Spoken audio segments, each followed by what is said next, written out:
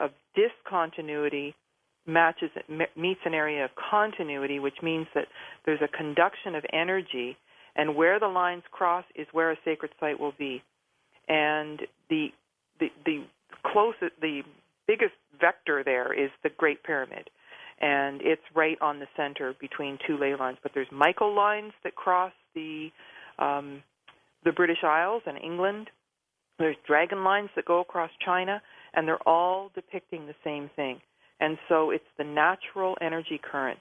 Just the way birds have instincts to fly along rivers, it's almost like the instinctual patterns that the earth will, like the pulse, like the veins of the earth, if you will.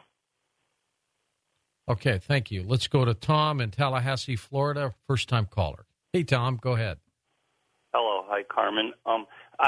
Everything you're saying is resonating with me quite a bit philosophically. I got a theory that we're all part of an original creation story, but we don't know how or when it began. But there were two phases, I'm thinking. And the first phase would be the feminine, and whatever happened then, we had a lot of power, a lot of free will, and we did a lot of advanced things. But then we misused our power like we do now, and we came to a climax, and then now we're in the second phase of the story. I believe we're actually reliving the first story with the Jesus factor, though, in it, and we'll always have a little door open for us to be successful now.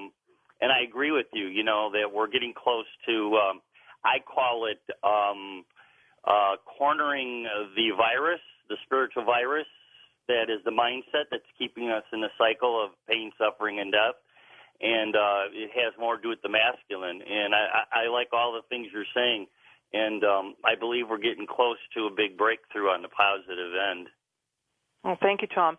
Actually, the balance between the masculine and the feminine was essential to ancient Egyptians, and you see the symbolism all the way through it. And that's a real focus in the Pyramid Code, and it's also a focus in my book, Angels and Archetypes, an evolutionary map of feminine consciousness. And the idea is, in the patriarchal times, which is 3114 BC till now, there has been a denigration of the feminine, and we're so out of balance. That's why we're hurting the planet. And so I'm glad that this is resonating with you. At the break, I was wondering if I'd said too many weird things, but I think we're here, and weird isn't weird anymore. I mean, I think it's time for these things to come out, and some kind of a story being told about what could have happened appeases our curiosity. And whether I'm right or not about the exact details of how it happened, it's true that we're out of balance, and it's time for us to come back in. So thanks, Tom. Now, you say that they still could be here among us. Explain that, Carmen. Well, for sure, the secret government and people who are running the puppeteers that are the politicians are probably connected to this force. Offspring or them? Them. I don't know. Like, we'll never know for sure, but, I mean, certainly with all the coast shows you've done, you know that I think that they're walking amongst us. There are some families. And they're running big pharma and the governments and the banks and all of that. And it's time for them to lose their grip. That's an interesting take. Let's go to Larry in Carlisle, Arkansas, east of the Rockies. Hey, good morning, Larry. Good morning. I was just wondering if I could ask Carmen to go ahead and tell me a little more about the evidence that she has about giants around the world, I guess. Well, thank you. There was a piece that I left out of that story at Saqqara when you face the entrance and go through the first hypostyle hall, or first chambers on the very far left, all the way over on the other side where they don't let you walk anymore. One time I was there by myself, and one of the watchmen came and dangled some keys, and I nodded, and he went over and he opened this trap door, and there was this rickety ladder, and I went down, and I'd been in and out of so many holes by that point and entrances to passageways that I was quite comfortable with it, and down inside this hole was a stone sarcophagus for a 20-foot being. In the museum, they're like 12 to 14 feet high. And so I was astounded. I couldn't shake the thought of it for a long, long time. And then I realized that when they found it, they couldn't possibly bring it to the surface and put it out because it doesn't fit with anything else. And so they put it in the ground. And I'm sure this watchman, knowing that it's there, really wanted to show somebody. And after that, I saw the trap door again with the lock on it, but there's absolutely no way that I ever saw anybody go down there or anybody would acknowledge what's in there. So that's one big example. But even the fact that the temples are so tall, I mean, there has to be a reason why. I mean, there's resonance chambers and that sort of thing. But I think there was a different race of beings that were quite a bit taller that walked around then in Egypt.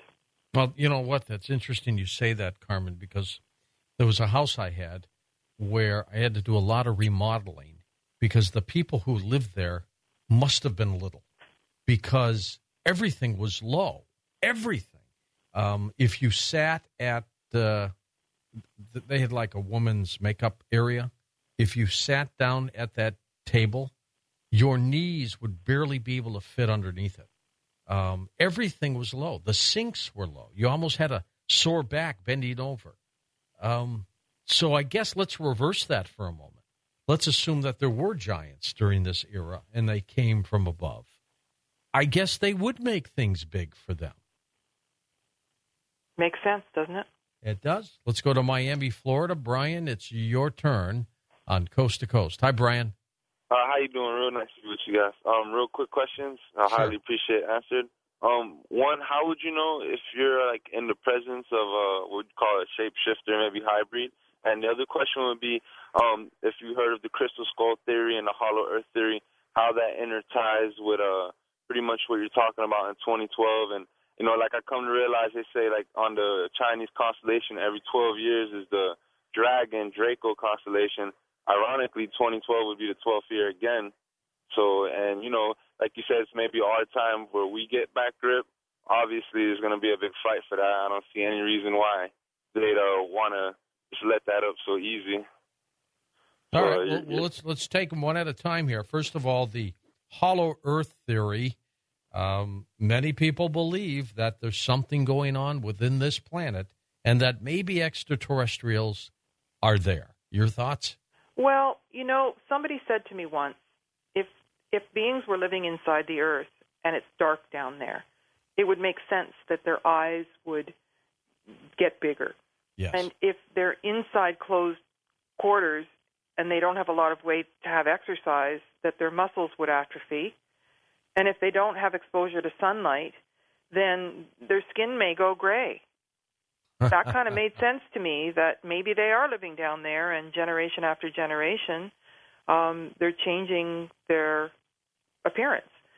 There's lots of stories about places like Sedona and places where there's Mount Shasta, where people go in and out, and people are seeing beings, and there's stories of fairies and leprechauns and all kinds of beings that could be popping in and out of dimensions and out of the inside of the earth.